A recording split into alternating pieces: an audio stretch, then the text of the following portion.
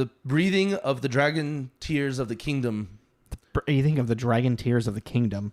It's real good. It's real good. It's very fun. Highly recommend. Like you said, everyone on the planet is playing that. Dude, yeah, no, it's another fucking phenomenon. I'm so mad at myself. I'm sorry. I want to actually just talk about it. About recording? Yeah, we just had the funniest. I could have told you. I could have told you. Casual fucking cold open, and I didn't hit record on the goddamn microphones. Professional. I feel like we're just trying to force Tears of the Kingdom out. Hey, force Tears. Cry. Yeah, I mean, I was gonna platinum Star Wars, but then you made the mistake of bringing Tears of the Kingdom. I didn't think it was gonna change your life. Just casually. No big deal, bro. All right. Let's do this. This is Tommy. This is Jacob. This is Tommy and Jacob's mixtape.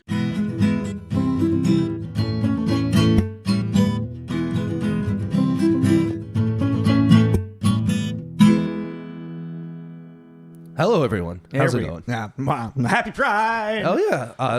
This is out the second day of Pride Month. Pride Month, yes. So we are doing some. What is it now? LGBTQ plus? Is that the whole thing now? I mean, we can just call them queer theory or queer movies. I feel like, because that's just kind of the umbrella term, or at least that's what I was taught as the umbrella term when I was studying this as critical analysis theory, or like queer critical analysis theory. Yeah. So even though there is definitely a lot more terms around that, I feel like just we're doing queer movies. Mm-hmm. Or coded's different. The gay agenda. The gay agenda. Bud Light. Jesus Christ. That's so fucking dumb, man. I really was trying to convince Jacob to be drinking a Bud Light on this episode, and he didn't go for it. Well, you didn't try to. You just said, "Wouldn't it be funny?" And I just said, "Ha." Oh yeah, I was expecting let's do that, but you're just like, yeah. I don't really want a Bud Light. It just doesn't sound good right now. No. But yeah, we're starting off this happy Pride with the gayest of gays. I wouldn't say that. I know Nathan Lane's pretty gay. He is pretty damn gay. We're doing, but he wasn't out when this came out. I was going to ask you that. When did he come out? I want to say mid 2000s ish. Actually, there's a fun story of them when they were promoting this movie. They were on Oprah, and Oprah was kind of pressing into Nathan, trying to get him to kind of come out and say it, and he wasn't ready to do that personally. Like this story that he told, he wasn't ready to be out publicly, and Robin distracted Oprah with a bunch of other stuff because she saw him starting to kind of like squirm and get uncomfortable, and so it's pretty inappropriate. Yeah, and Robin stepped up and just kind of changed the subject in a very comedic, casual way to where just Oprah completely forgot about it, and Nathan just felt this huge breath of relief. He was the improv king, so yeah, it's not. I don't feel like that's a hard thing for him to do, right? But yeah, so sorry. We are doing The Birdcage. Yes, The Birdcage from 1996.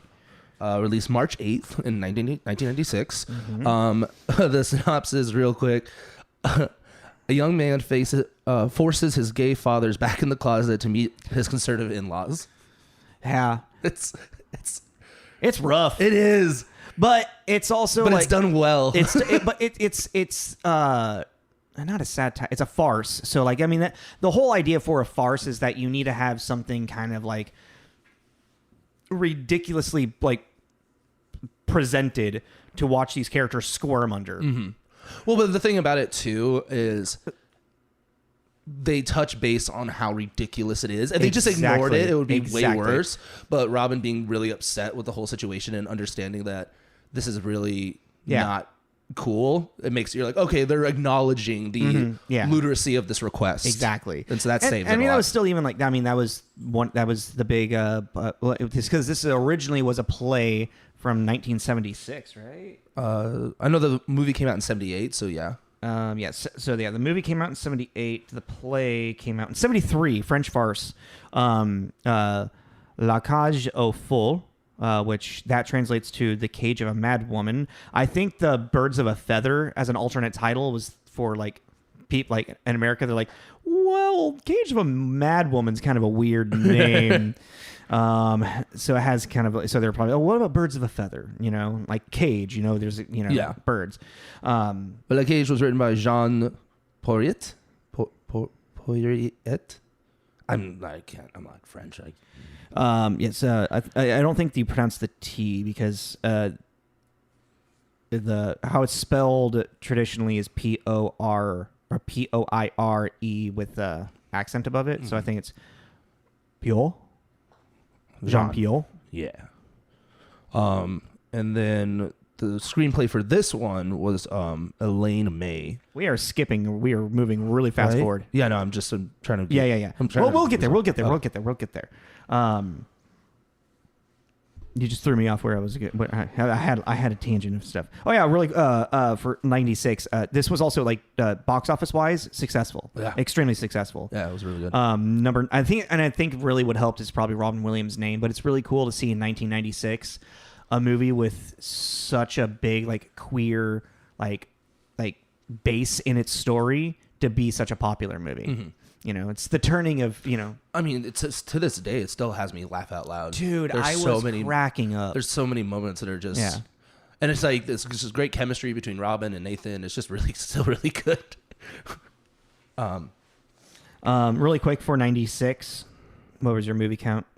38. I'm actually looking right now. When was the last? And I know I said it before, but 96 was a really good year. So a lot of the stuff. last time we did it was one of the last numbers that I looked at was James the Giant Peach, and apparently I had like 86 counted on that one. Wow. I think I went to like 61 to 70, and I think I'm getting more strict on my count, where it's like there's like a movie called Ed that has Matt LeBlanc and he's playing baseball with a chimpanzee. Uh-huh. And I remember seeing the movie when I was a kid, but I don't really remember the movie anymore. So I'm not really counting it anymore. Right. So yeah. But yeah, I have 38. But boom. Oh yeah. So the Birdcage, yeah. Oh yeah, that's where I was going. So yeah. Originally, 1973 French farce play, La Cage aux Folles, and then turned into French farce film in 1978, which had 2 sequels. I didn't read that. Yeah, I was like, okay, I don't know how they make a sequel to this. And well, also you would just follow the couple and more exploits. Yeah, exactly. You know, because they're such like Nathan Lane is such a like almost a caricature. I want to say that it probably would be like but you have to keep the conservative parents in there as well. Yeah, you need the stark. So it's like, what if it's like an anniversary party, or they're on a vacation or something, and they're the father's trying not to get confused. I don't know. Yeah. Something weird. And then it was turned into a Broadway musical in 1983, I want to say. This works for a musical. It was, no, it's actually, it was written, 1983, written by Harvey Feinstein, the brother in Mrs. Doubtfire. Oh, honey, I'm so happy. Mm-hmm. I love him. Yeah. It was written by him. Oh, funny. Yeah.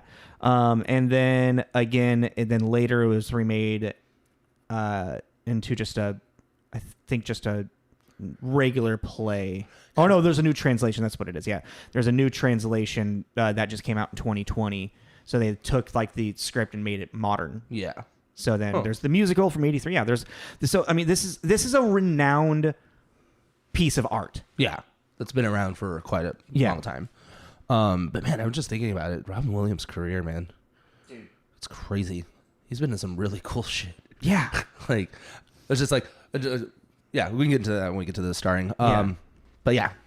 So this one specifically, I think it's actually kind of cool. It was the writer-director duo for this. Good history with them, and sad history as well. This was directed by Mike Nichols, who is really like one of... It's crazy to think of like how many things, like how much I've actually probably been inspired by just works that he's done that I didn't really realize, because he's a huge... Well, first off, directing wise, like big credits that I have is like The Graduate, this obviously, and Closer, which is I really like that movie. I've actually never seen that one. It's more just narrative, like dialogue driven. But he's a huge Broadway director and actor as well. Has won multiple Tony Awards. Did a weird werewolf movie called Wolf with Jack Nicholson. Yes, I've seen that. James Spader, Michelle Pfeiffer. And did a few episodes of Angels in America, which was a really good show, I remember, back in the day. Angels... I'm thinking of Touched by an Angel. No, Angels in America. It's like a drama. Show me on the chart where the angel touched you. That's a Family Guy joke. Sorry. Unfortunately, Mike did pass away in 2014. Yes. But like a pretty cool career. So we already said who the original play was written by. The original movie as well was written by a plethora of French people. The earliest script, but this one specifically was adapted by Elaine May, and Elaine May and Mike Nichols met in late 1950s as improv partners with what became Second City, Chicago. Oh, okay. Yeah. Their improv troupe was called the Compass Players. Huh.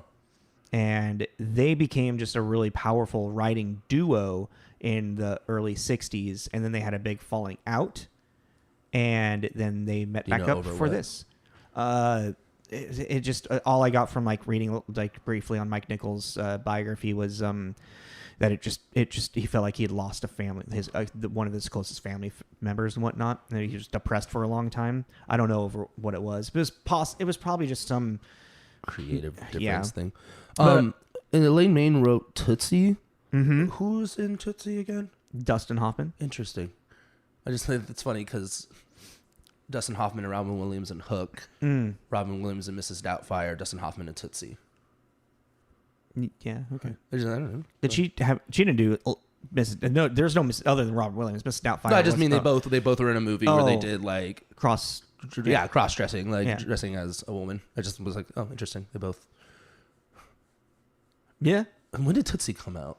1980 something. Oh, so maybe like 83 or 82. It was way before. Way before. At least a decade. Yeah. Elaine May also.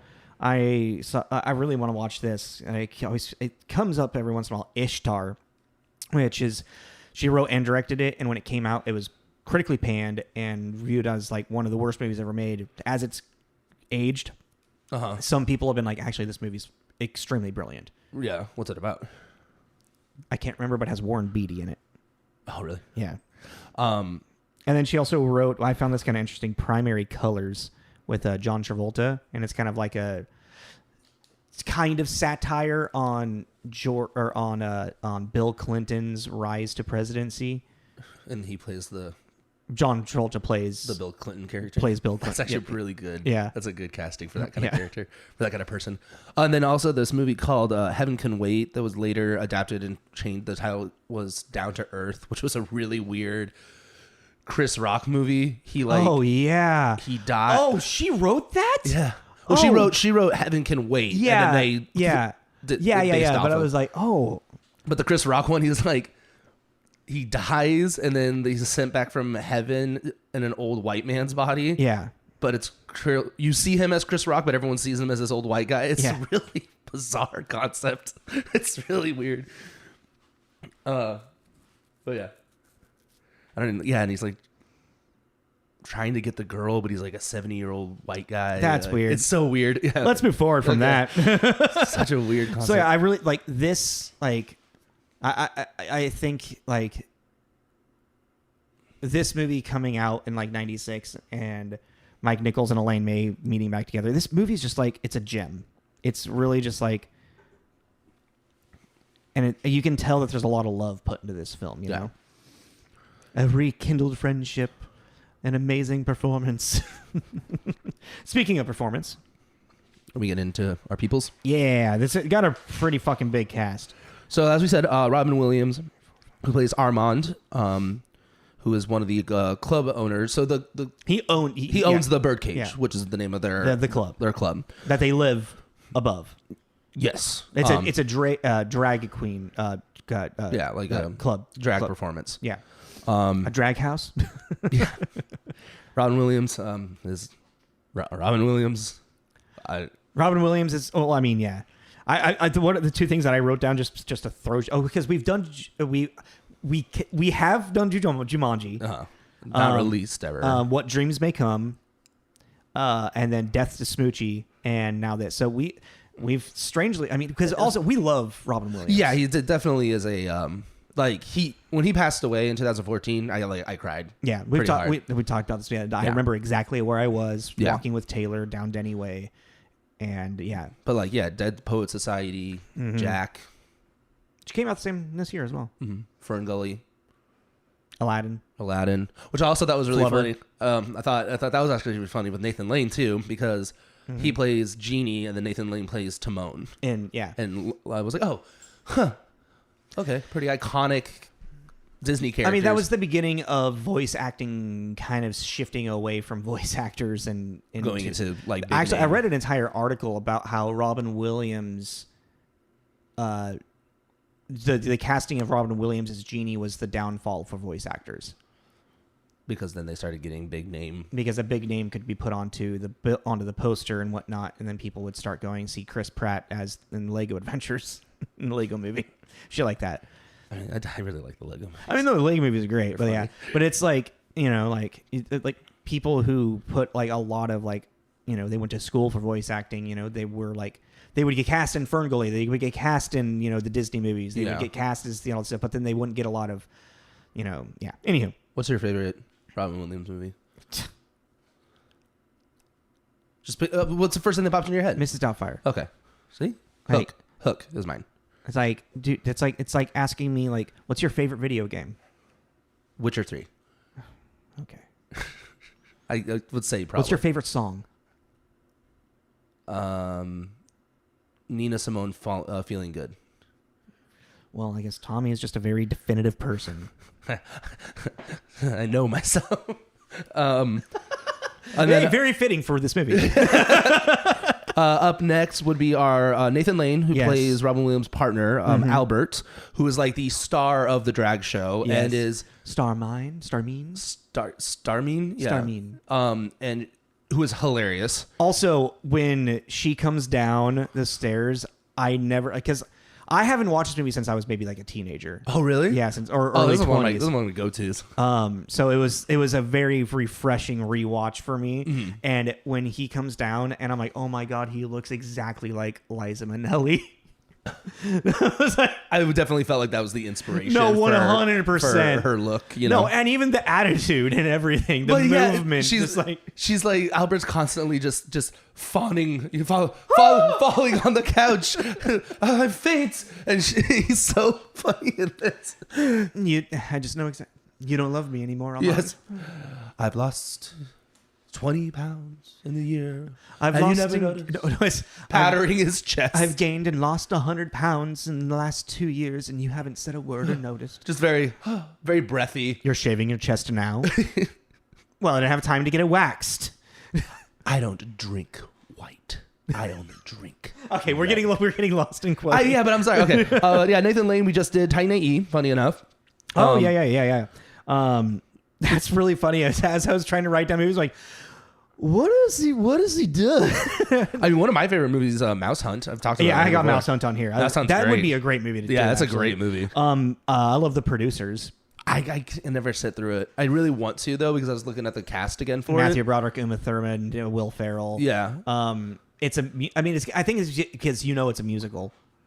Yeah, and there's a person that used to come in here all the time, and they would sing the Springtime for Hitler. Springtime for Hitler. And Germany. People's reaction that clearly didn't know what that was from are just like, the fuck is he doing? It's so funny. And also a recurring character in Modern Family. He's Pepper. Pepper, yeah, the event planner, who's very kind of like this. Kind of an Albie, yeah. Yeah, kind of an Albie. And then our other couple, I would say, is Gene Hackman, who plays the senator. Gene Hackman, I'd put down the original Lex Luthor. We have done Gene Hackman before. With what? Fuck, what was it? Oh, The Replacements. Oh, shit, yeah, we have. Yeah. No, actually, what's really funny is that we have done almost the main cast in this we have done. I didn't notice that. Yeah, Gene Hackman. So we've talked about in The Replacements, Royal Tenenbaums. I talked about how him and I have a connection to the same character. I played Buck Barrow in the Bonnie and Clyde musical. He was Buck Barrow in Bonnie and Clyde, the movie. Huh. Yeah. Then his wife is Dianne Wiest, who is the mother in Sisters. Which we did. Yeah. Weird. Yeah. Footloose, Lost Boys, Edward Scissorhands. She's the mother character. She's always the mom character. She is in that show I talked about before, the 10th Kingdom. Oh, really? She's the evil queen. Oh, interesting. Yeah, which is it was kind of. It would be nice to see her outside of like her like soft-spoken mommy. I do like because in all the other movies, she's an evil mommy. She's more like an open-minded, like she's still caring in this, but it's fun to see her play conservative, and like you've had enough candy. Also, but she's always just that kind of like, yeah, I know you're freaking out, but I'm just gonna smile and tell you it's okay. Yeah. You know. Let's and then our next couple, which is the young couple, the children are Dan Futterman, who plays Val, which I don't really know anything. So I saw that he was in that movie Enough with Jennifer Lopez, and I was like, okay, I have a vague memory of him maybe in that. Is he the husband? No, he's not. He's the new love interest. Does the husband kill him? I don't remember. Beat him up. I can see. He's got a real punchable face. He's the Hallmark rugged small town guy that she meets, that kind of character. I think I have a vague memory of him being a small recurring character for it's only like a couple episodes in Will and Grace. Is he like someone they're dating or something? I think that entire show. But I can't remember if he's dating Will or Grace. I mean, that entire show is just them dating. Yeah, different people. Yeah, like that's the whole fucking show. Yeah, exactly. Oh, that's a great show. I want to rewatch that now. Actually, yeah, that'd be fun to rewatch. Did you ever watch the new one? Reboot? I knew it was only like one season, right? Yeah, and I remember it like came out, and then I just never really heard anything about it again. Yeah, it just kind of people watched it, and then it disappeared. And then his fiance, Calista Flockhart. Yes. Who plays Barbara, who was in Ally McBeal. She is Ally McBeal. Supergirl and Midsommar. She's a single female lawyer. That's where that joke in Futurama came from. Oh, yeah, no, I thought it was just thinking. And bring us Ally McBeal. They're probably my favorite. I really like what are they called? What are they? From Planet Omicron Percy I-8. Yeah. I am Lur. Yeah. I can't remember what his name is. They're so funny. And then and she's also in Midsummer Night's Dream. And then shout out to Hank Azaria. One of my favorite movies, Mystery Men. Yep. The Blue Raja. He has many voices in The Simpsons. I believe he retired Abu because. Oh yeah, I heard about that. I was like, I thought you weren't finished speaking. He retired Abu. I thought you were just like. I was about to say a boot something. About or I was like, what? Abu, yeah, he got retired. Which I heard a lot of like back and forth on like two. Yeah. Like it's good, it's bad, it's good, it's bad. It kind of just depends on your preference. Yeah. And then I just wanted to shout out Christine Baranski. Yeah, who plays the biological mother to the son. How the Grinch Stole Christmas, Mamma Mia. I remember really in Cruel Intentions as the conservative mother. Oh yeah. That is her. Okay, I forgot about it. God, that's a great movie too. Man, there's a lot of. This is a great cast. Yeah, it's a really the only one that kind of has like is Dan Futterman. And honestly, watching his performance, he's also it's like this character is just not likable because of what he's doing to his parents. Well, also even like Barbara is kind of like meh. Apparently, she was married to Harrison Ford. Really? Interesting. That's what Fallon said. Well, you know that they're both 30 playing 20-year-olds, right? Yeah, but even then, I'm like, there must be a pretty big age gap between that. Let's see. She was born in I looked this up. She was born in 64. Okay. So 20 years. I think I was more like taken aback because I never even thought about Harrison Ford being married. Because you never see him with anyone. Yeah, that's fair. You always see just on the red carpet. I never see him with like holding hands with anybody, and I'm like, oh yeah, he probably has like kids and shit, and it just never registered for some reason. I could go on a huge sign tangent, but let's keep. Han Solo has kids running around. Han Solo probably does have kids running around. Oh yeah. He's got space. So crabs. does Lando. He's probably got space crabs. Who do you think has more kids, Lando or Han Solo? Lando, he's more charming. Yeah, he's way more charming. He's more like, hey, how you doing? You like my cape? He is. Yeah, because that's a suave way. way. You don't know the galaxy far, far away what the aphrodisiacs are. I mean, All right. He wears the cape for a reason. Yeah, it might be gonna get laid. That's a funny fan theory. Lando Calrissian wears cape for an aphrodisiac. Okay, anyways, man, let's get into reviews. Yes. Did you say the scores yet? No. Right. They're all pretty high. Very high. Like IMDb 7.2, which I thought was a little low. Because Rotten Tomatoes is 83% tomato meter and 81% audience score. I mean, I think though, on that note, is in this day and age, people have a problem with non-queer people playing queer people, so that could be like more younger audiences to review now seeing it. I mean, definitely. I mean, yes, obviously Robin Williams, but I feel like Robin Williams was embraced by the gay and queer community in a really large way through the 90s, where they liked seeing him play the character, you know? Well, and there's just a lot of, like we were talking about off mic, was it on mic? I don't remember. But it's just, representation. I mean, the biggest problem in this is Hank Azaria, who is playing a Guatemalan and is a very white guy. Is he white? Yeah. Oh, I didn't know. I looked it up and it was, yeah. Really? Yeah. You know what that last name? What is that last name? I have no idea. But even okay, fine, whatever. He's still really funny. He's fucking hilarious in it because Hank Azaria is a fucking fantastic physical actor. He's such a bitch to everybody. He's really funny. And he's cute. He's with his little like shorts and like his little practicing his drag routine. It's supposed to be Lucy and what's I can't remember. He's like, yeah, but it's a thing of nightmares. Something like that. You look like a Lucy Ball ripoff. Yeah. Lucy. Yeah. But all right, let's go into reviews. Okay, so where did I put it?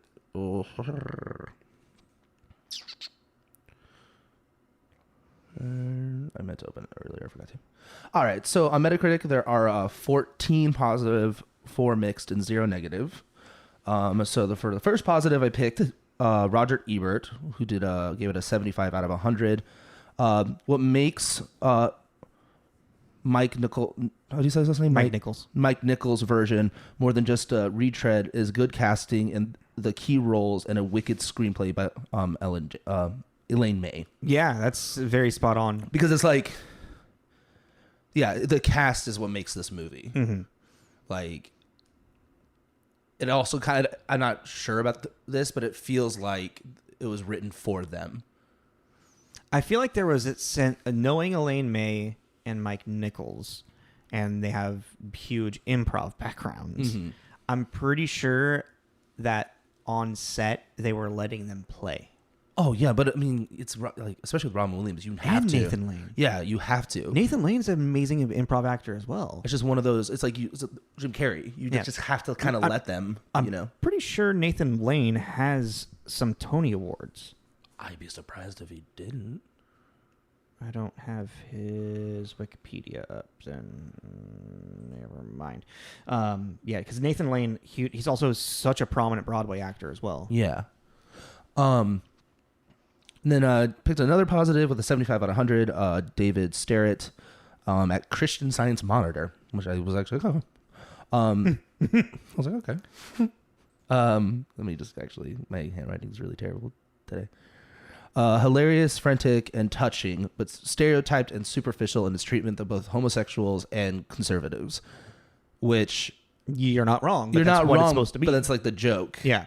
Because even the conservatives, it's crazy how conservative they are. It's I really like how they lean into the naivety of this specific conservative family, like his politician partner who was having an affair with an underage prostitute. Yeah, and then has a heart attack and dies. Yeah, and they're the co-founders of the Moral Conservative Coalition or something like that. Yeah, and it's just like it's so funny to see they are so trapped in their own world that it's hard for we'll get into that because that's what makes this movie so awesome. Did you see the very obvious Nixon joke that was in there? Maybe he's on the ladder and he's talking about with the reporters. Yeah, and but he's on the ladder the going up the. I think I was plane. I think I was looking away from the screen. Yeah, but he's backpedaling really hard. He's like, okay, and it was that's got to be a Nixon joke. Gene Hackman's such a great actor, dude. Yeah. And then the mixed, 60 out of 100, Angie Ergo, E-R-R-I-Go. Sorry, Angie, I'm butchering that. At Empire. If it weren't so darned sincere, this would be an unmingled bird brain delight, but undoubtedly remains a general crowd pleaser. I don't know why they put sincere. If it weren't so damned sincere. I don't know why they did that. It's like, I guess it's sincere. Yeah, maybe that's like, maybe they mean like superficially. Yeah. Sincere, you know? That might be doing the fact because they have straight people playing queer people. Yeah, maybe. But someone like recognizing that in the mid 90s. Yeah. But it's even like the moments that like Robin has with his kid are really sweet. That could be something like earlier on for the full review. They kind of like say touched base on. Yeah. When you open it up, it's not on there anymore. Yeah. It's old. Yeah, that was pretty much it. Yeah, I mean, what's wonderful? Oh, here's a good one. The lowest one on here, 40 out of 100. Okay. TV Guide, magazine, staff not credited. This drag comedy is aimed squarely at Middle America, where these cuddly queens should play very well, just so long as nobody remembers that gay people don't just sing show tunes and cook delightful meals, they also have sex. I also liked the cuddly queen part. That's okay. I mean, yeah, it's like, I don't know. Anyways. But yeah. That's what we got. That's what we got to work with. Well, what's interesting is like, so this is obviously, I mean, Mike Nichols and Elaine May were successful and did an amazing job of remaking and modernizing a wonderfully told story from from the early 70s. It feels good. It doesn't feel old. Yeah. It aged very well. And the big thing, what I'm trying to say is like, this was a prominent 1970s play. Yes. That gained, recognition and accolades, became an amazing movie that then had 2 other following movies. We should watch the original. Try to get our hands on it, just out of curiosity, just to see, because I didn't know French and subtitles. Yeah, you don't like the French. We can mute it and then I'll watch it with subtitles. You could probably dub it, but then don't land. Oh my, yeah, that'd be weird. But I'm just because did you know that this was a remake before doing this episode? Yeah. Oh, I didn't know that. Yeah. I was like, a play, because I only discovered too because one of the reviews said something about 1978's original, and I was like, what? I want to say it was either 2016 or 2017. There was a revival of the Broadway musical, and Kelsey Grammer played Armand on Broadway. Oh, really? Yeah. Oh, cool. Yeah. So from French play to French film to 83 Broadway musical that was had great success in 1983 to then this movie. It's like, it's like these 2 people were able to pull it off. And then with the cast, we get this wonderful movie. And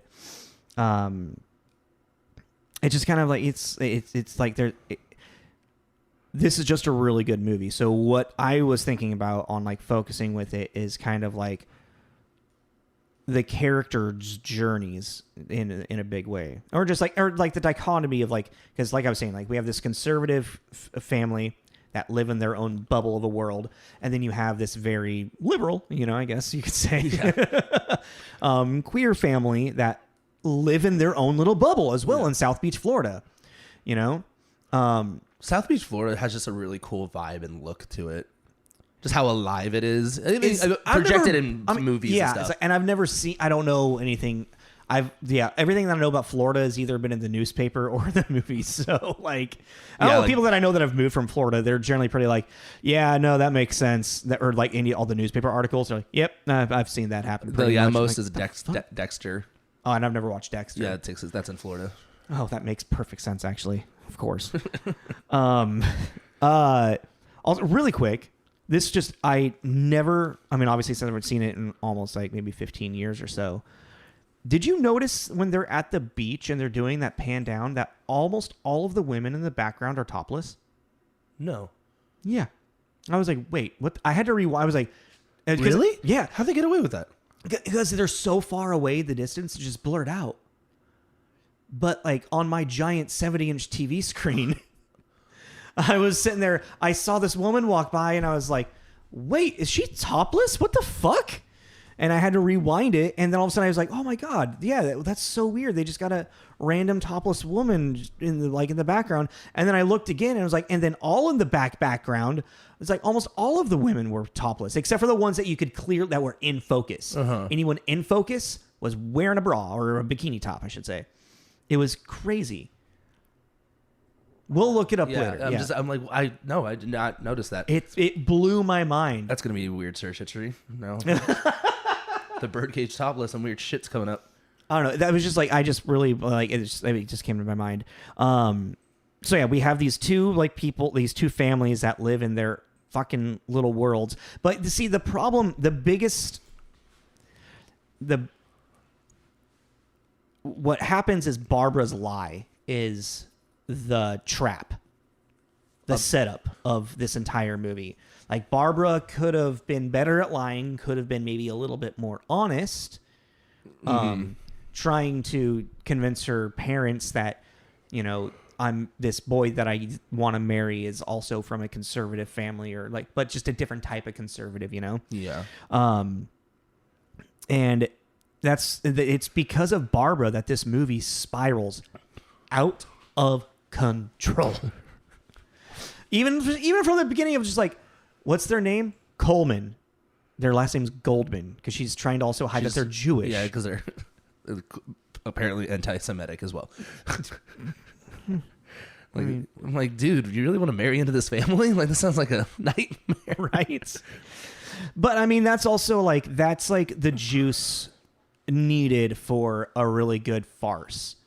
Because even with the scandal of the Jackson, the conservative family, the best part about it is, while it's the funniest part about this is it's all just a misunderstanding. Yeah, everything is just one giant big misunderstanding. And when it finally unfolds, and what's the dad's name? Gene Hackman's name? Just Senator Keeley. Just how he can't process any of it. Oh, he's so conservative that he honestly thinks that Nathan Lane is a woman. Yeah. It's he's so and he falls he falls kind of in endearment with her. Yeah. I've seen it a million times. These Eastern European men or not Eastern or European, bourgeoisie take a small town woman and try to force their ideals onto her, and just what is going on in your head, sir?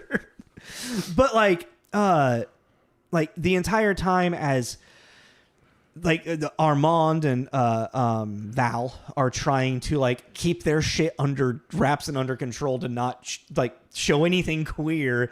All the McNeely family is doing is worrying that they know about the scandal. Yeah. Because that's all their world is right now. And it's just so funny in between the scenes of the whispering and whatnot, and hearing them argue over stuff that's this means nothing, but it means so much to the characters. Well, even then, when son's Val is basically we need to de-gay this place a little bit. Yeah. And then Armand just takes the statue of the fraternity, fertility god or whatever, with the giant dong, and just turns it around. And he's like, that's not nearly enough. And you look around, and there's everything, very erotic art. It's as you walk in, there's Neptune naked, Poseidon, yeah. And it's full body statue. Yeah, it's a portrait of a man in a shape with a shaved head and a dress. There's yeah. Oh shit, where was I going? Oh yeah, that's right. Armand's arc in this, just hit the situation that his son puts him in. And Armand, I think, is really kind of the more of the lead than anybody in this, I think, because of his relationship with Val is the most well-rounded. Oh, that and his relationship with Albie as well. Yeah. But how just as he he refuses at first. Like, I'm not gonna tell Albie to leave. He's my partner and my friend. Why would I do that? Why would I want to hurt him? He even said it took me 30 years to find out who I am. Yeah, I'm not going back, basically. Yeah, and you're like, yeah, no, fuck you. No, yeah, exactly. Like what Val is asking is really, it's like you clearly don't accept where your parents are and where you come from. Yeah. But then his arc when he finally accepts it and he calls Albus like, this is my mother. Yeah. You know. I mean, yeah, it's like I was saying earlier too. It's just crazy because when you write it down on paper, it's like that is pretty a horrible thing to do to your father. 100% horrible thing to do. And you can see the hurt in Armand's. Like Robin Williams does such a great job portraying just this human connection when Val comes out and then you see Armand is like telling her like this needs to go, this needs to go, this needs to go, and Val is like, thank you. Yeah. And then he just looks at me. He looks at me like, don't talk to me. Don't talk to me for a while. Also, dude, Robin Williams' look in this was so good. I love that mustache. He was such a daddy. Like this hairy chest. I love how it's like I think it's everything was flowy and looks comfortable. Since it's like, you know, the high definition big screen TV now, you really see how much Robin Williams is sweating in this movie. Dude, South Beach, Florida is probably hot as shit. In his fucking tank top, it's just like under his pecs and down his abs. I'm just like, Jesus. He's definitely a bear in this. Yes. Yeah. He's just got all the great jewelry. I really loved whoever did the costume designs for everybody. Oh, yeah. They did a really great job. I really loved everything he was wearing. It just looked so comfortable. Like, it looked so breezy. And, you know, I was like, God, that flowy. Flowy, yeah. But also this movie, it's like, well, the thing about this movie that it's, number one, for a comedy, it is so quotable. Yeah. And that's a huge thing, you know, like, and it's fun too when you're well versed in it. Like, if you've seen it a bunch of times, like I have, you're looking forward to the joke that's going to come up that you already know is going to happen. Or then even just like sometimes the joke that you forgot about and you're like, oh yeah, that's a good one. Yeah, that's a good one. Like I completely forgot about the bowls and them looking inside of the bowls like, is there a bunch of boys playing leapfrog? Yeah. It's like, oh no. Someone says like, that's not how I play leapfrog.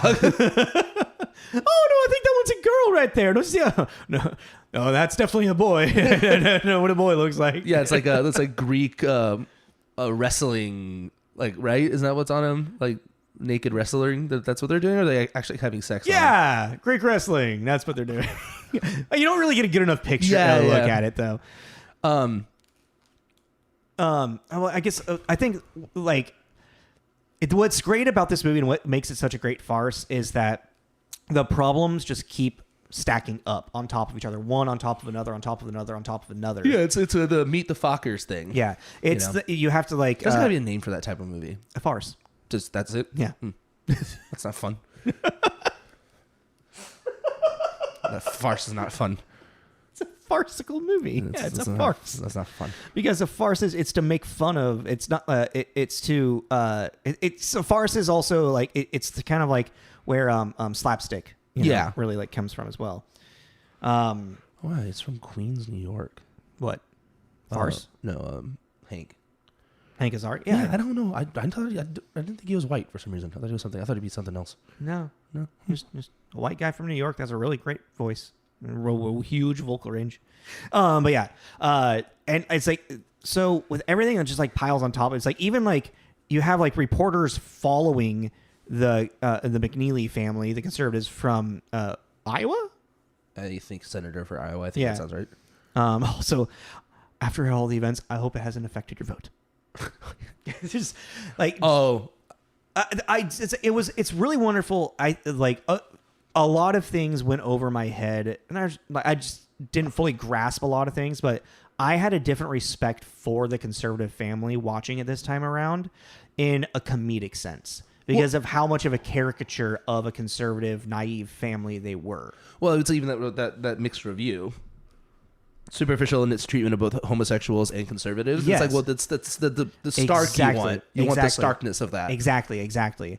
Which, and then like all leading, like, and you know, as things pile on top of each other, it's like when Albie comes out dressed up as the mother in drag, it's just like out of nowhere, the look on Robin Williams' face in this movie is just like Well, it's 'cause of- 0 words, just the the shit that fuck. the shit that Albie puts him through. I know. Is like, it's ridiculous. Like, It's like, that's go true. ahead and hit me. I know you want to. And he's like, can we just do the show? No, and then finally he's like, just like puts his hand, just like to push him away. And, what's his name? Ecuador? Oh God, Hank Azaria. Yeah. Algador. Agador. But like Agador Sparkus. Sorry. Agador, darling, please give me Pirin tablets. What are you doing? You're giving him drugs? No. Calm down. It's aspirin with the A and the S. Aimed at script away. Oh my God, I love you. You're a genius, Dad. No, like, it's really quotable. That's what I love about it. It's really funny. Or even like, Madonna, teaching the dance routine. Fosse. Diva me. I forget what the third was. Yeah, and then Madonna. But you keep it all inside. Yeah, it's really. My biggest grievance with this movie is the beating of over the head with "We Are Family." Oh yeah. Oh my, dude, it's like Also, a third of the movie. The performers they got doing that lip sync too, I don't really think are very good at lip syncing.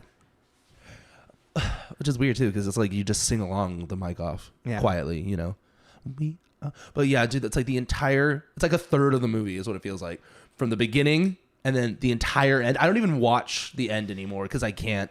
Oh man, so actually, song is leading up to like how I'm saying like everything piles on top of itself is like finally we get to this point where the reporters are outside the door and McNeely doesn't want this. He's already in the middle of a scandal. He doesn't need a bigger scandal, and it's just so great that their last option is to dress him up in drag as Monroe, which I liked. Yeah, I liked that. That was a nice touch. And sneak them out with like the parade going out because no one's going to recognize him. And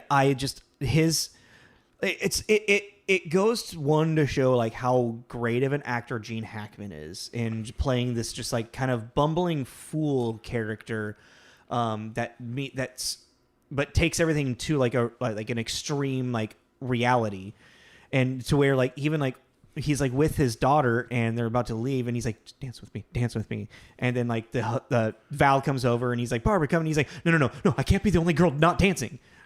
Like he just commits so much. Like he's like, I'm a girl right now. Like, he's like, also I told him not to put me in white, make me look fat.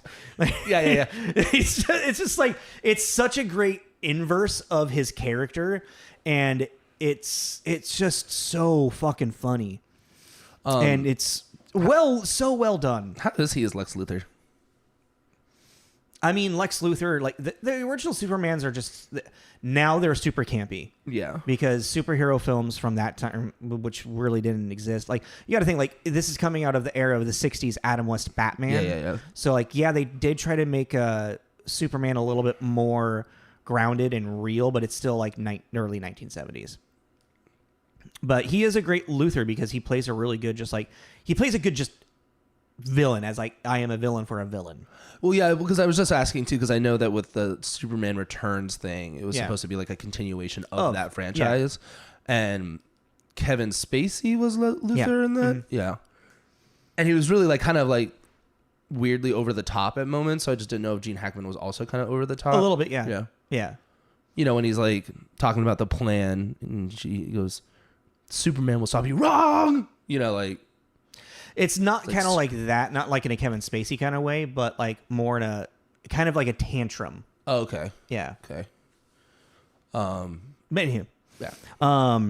Yeah. No, just like this movie has a clear like beginning, middle, end. Like the conflicts are very clear, the way the characters deal with them, and the solution, even though it's kind of like wrapped up in kind of a quick way, like it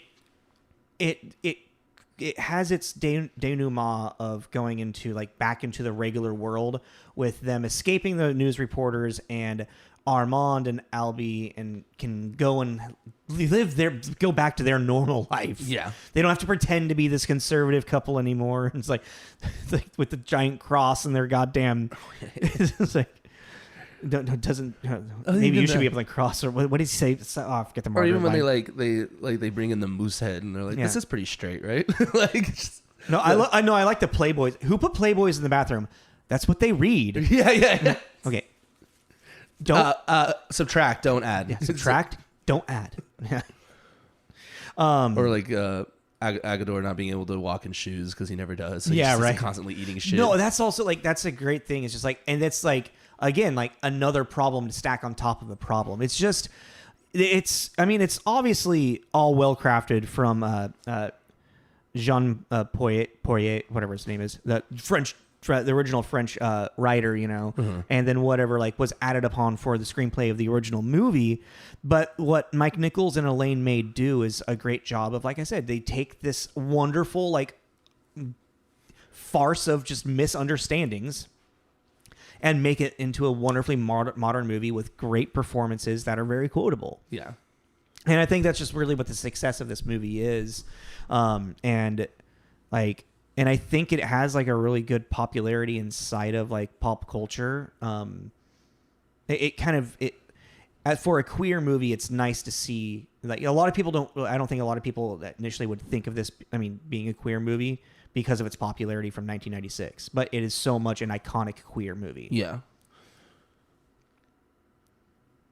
Yeah, and it kind of helped bring like just like drag queens and I was gonna say it's kind of like up there with like 2 on Fu. Yeah, that's another one. But again, that gets into that kind of problem that people are talking about straight people depicting queer. Yes, but it's like I know that Robin Williams isn't gay, but I really liked their chemistry as life partners. Well, and also, and a big thing is it's good for us to be having that conversation now, and for queer people to be able to stand up. And now it's because of movies like this that they can step up and have a platform and be like, "Hey, look, like I am queer. I should be playing a role like this." It's like in the 90s, nobody would have thought about doing queer. Well, people were starting to do queer movies type thing, Well, then the other end too. It's like I adore Neil Patrick Harris as Barney. Yeah, he's a very problematic character. Yeah, but for the time, it's like him and like Harold and Kumar. He's like the best part in that movie. Strip club. Yeah, he's lap dance. He's gay, but he plays a really gross, awesome a character I love to hate in a lot of this stuff. You know what I mean? Exactly. Like I don't look up to Barney, but I love to hate him because he's such a prick. He's fun to watch. Yeah. Yeah. So it's like I think I guess that's my stance on it. Is just like if you can do the role well, and I feel like Robin Williams did a very like well grounded.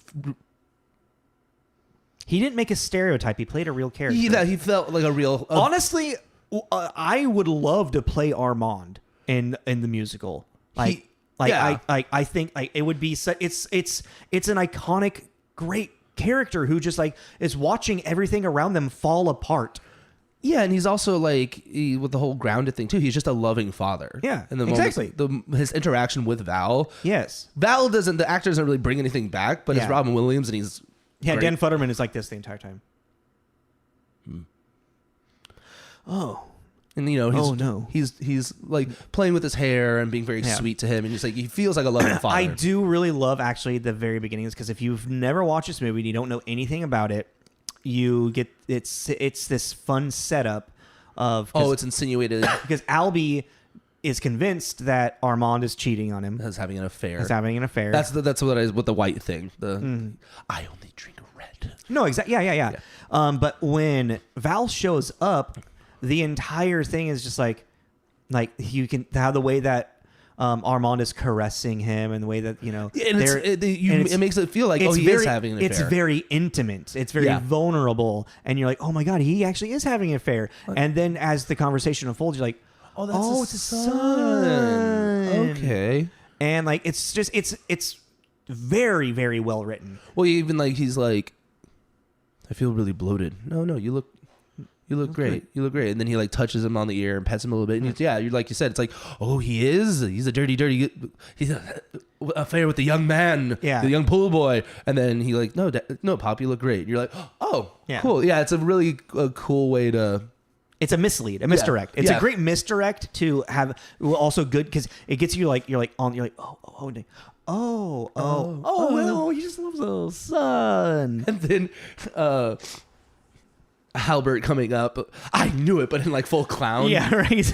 No, he's as the hobo clown. Yeah, the missing teeth. Yeah. And I knew it. You know, It's Val. He's in his room. If you don't believe me, go look.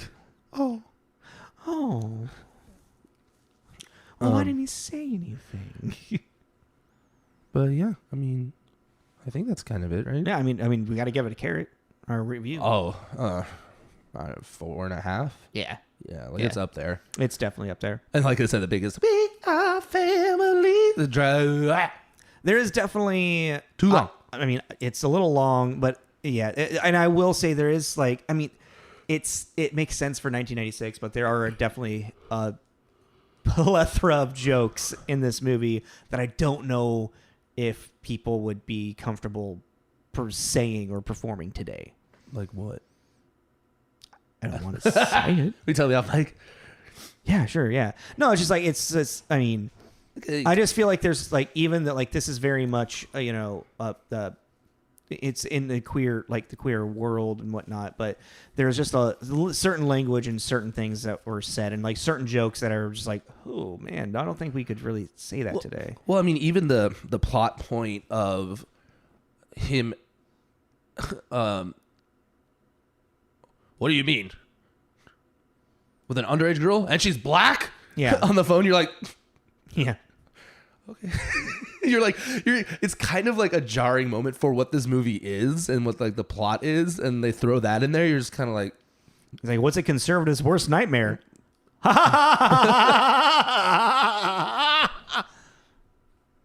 yeah, it's just like also just Gene Hackman with his voice, and he's like, Jesus, yeah, holy shit, that was really aggressive. God, he was so good in this. It's like I'm really glad we did this because there's my newfound respect for the performance of Dianne Wiest and Gene Hackman as those conservative parents was just so good. It was so good. Oh yeah, she's also that kind of character in Footloose too. Oh really? Yeah, right. Like I mean, she's the wife of the. I've never seen Footloose. How is that a fucking thing? Those words don't compute. Okay, you've never seen Footloose? Turn into one of those fembots from Austin Powers. But not because you're sexy. When I think about you, I touch myself. That's the song he's doing it too. Yeah.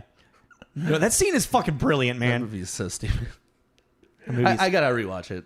Okay. Yeah. So 4.5. And next week, please join us again. We're gonna keep on going with queer stuff. But I'm a cheerleader. Yes, we're gonna do. But I'm a cheerleader, which is kind of a cool. I remember really liking it. Kind of a little cult classic. I don't think I've actually seen it all the way through. No. Yeah.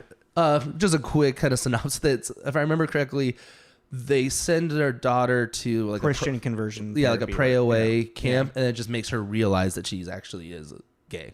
Yeah. So it just kind of backfires. What's her name? Natasha Legros? Natasha Legros from Orange is the New Black, Russian doll. She will forever be Tara Reid's best friend in American Pie for me. You do need to check out Russian Doll. Yeah. The Groundhog Day one. Yeah. Cool. Yeah. So join us next week for that. Like, subscribe, tell your friends. If you can think of any cool recommendations for movies, we always love to hear from you. Besides that, I think we're done here. Yeah. Happy Pride again. Yeah, Happy Pride. And we'll talk to you next week. Yeah. This is Tommy. This is Jacob. Tommy and Jacob's mixtape. Bye. Finger guns.